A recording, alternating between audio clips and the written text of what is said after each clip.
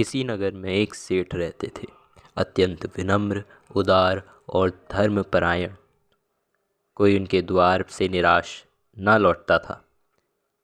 अकस्मात उन्हें गरीबी का मुंह देखना पड़ा। उन दिनों यज्ञों के फल का क्रय विक्रय हुआ करता था। सेठानी ने सेठ को अपना एक यज्ञ बेचने की सलाह दी। पहले तो सेठ तैयार नहीं हुए, पर बाद में कुंदनपुर नामक नगर के धन्ना सेठ के हाथों अपना एक यज्ञ बेचने के लिए तैयार हो गए। धन्ना सेठ की पत्नी को एक दैवी शक्ति प्राप्त थी। उसके द्वारा वह तीनों लोकों की बात जान लेती थी। सेठ जी कुंदनपुर की ओर चल पड़े और सेठानी ने रास्ते के खाने के लिए 4 रोटियां बांध दी। रास्ते में एक स्थान पर उन्हें रोटियां खाने की सूची। वे रोटी तोड़ने ही वाले थे कि उन्हें सामने भूख से छटपटाता एक कुत्ता दिखाई दिया।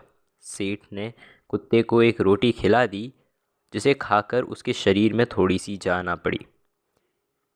सेठ जी ने उसे एक और रोटी खिला दी। 2 रोटियां खाने के बाद भी कुत्ता अच्छी तरह नहीं चल पा रहा था। सेठ जी ने तीसरी रोटी भी खिला दी, पर कुत्ता अब भी सेठ जी की ओर ही देख रहा था। सेठ जी ने चौथी रोटी भी कुत्ते को खिला दी और स्वयं एक लोटा पानी पीकर कुंदनपुर की ओर चल पड़े।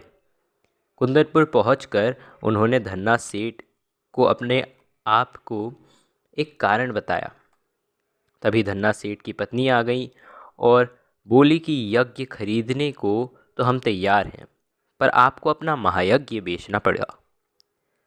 महायज्ञ की बात सुनकर सेठ को आश्चर्य हुआ, क्योंकि उनके अनुसार उन्होंने कभी कोई महायज्ञ किया ही नहीं था। धन्ना सेठ की पत्नी ने समझाया कि आज रास्ते में स्वयं भूखे रहकर उन्होंने जो कुत्ते को रोटी खिलाई, वह ही महायज्ञ था।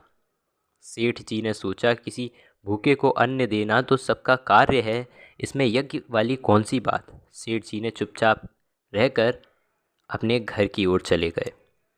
सेठ और सेठानी जब एक घर में वापस बैठकर अपनी चीज़ों को देख रहे थे, तभी वह यह जाने कि सेठ जी ने जैसे कुंदे को पकड़कर खींचा तो अंदर जाने के लिए सीढ़ियाँ खुल गईं, एक रहस्यमयी दरवाजे की, और सेठ और सेठानी नीचे उतरे जहाँ पर हीरे जवाहरात भरे पड़े थे।